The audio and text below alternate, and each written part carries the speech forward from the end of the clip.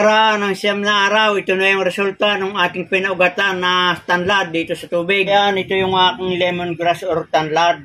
Medyo matanda na ay nangyari ay parang ganito, natutuyo na, ay baka mamatay na siyang tuluyan. Ang ating gagawin ay ating ipopropagate. Kukuha tayo ng puno at ating lalagay sa tubig at ating paugatin. Ang ating gagawin nga yung propagation in water. So ito ating sisimulan pagkuha. At kapag hindi natin ito tinanim mga kabayan, ang mangyayari dito, mamamatay na hanggang sa maubos na yung aking similya. Ay hanggang maaga pa at buhay pa, di atin ang padadamihin. Tayo magtatanim na. Lilinisan muna mga kabayan bago natin ilagay sa tubig. Doon natin sa paugatin, saka natin ililipat sa taniman sapat pagkabuhay na siya talaga.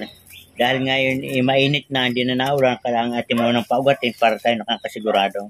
Ganyan ang mga tanlad, mga kabayan.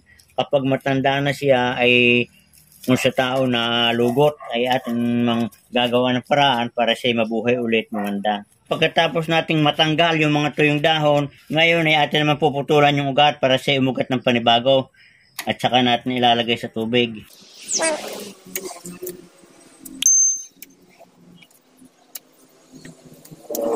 Pagkatapos nating balinisan, ilagay natin dito sa tubig yan. At ang gagawin natin dito, kada 2 araw ay ating papalitan ng tubig para ito ay madalang magkaroon ng ugat at hindi bumaho at maalis yung pinaka-bakterya. Ng siyam na araw, ito na yung resulta ng ating pinaugatan na tanlad dito sa tubig. Marami na ang kanyang ugat yan. At ang tawag dito sa aking ginawang ito ay water propagation. Ngayon ay handa na ito na pwede nating itanim dito sa ating mga plastic na polybag para ito mas lalong bumilis yung kanyang paglago. Ay atin ang uumpisahan ang ating pagtatanim para ito ay mas mabilis ang kanyang paglaki at paglago. Ito yung ating unahin, may suloy ng maganda. Yan.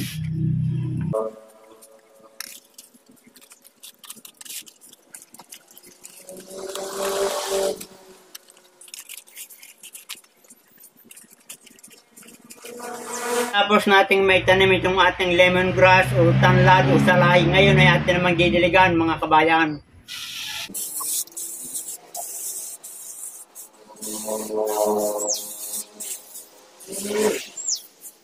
Tayo magtapos mga kabayan, ay shout out muli sa akong mga star sender, mga top fan at sa lahat ng mga viewers, followers, subscriber na sumusuporta sa aking channel. Maraming salamat sa inyong lahat at hindi ko kayo maisa-isa.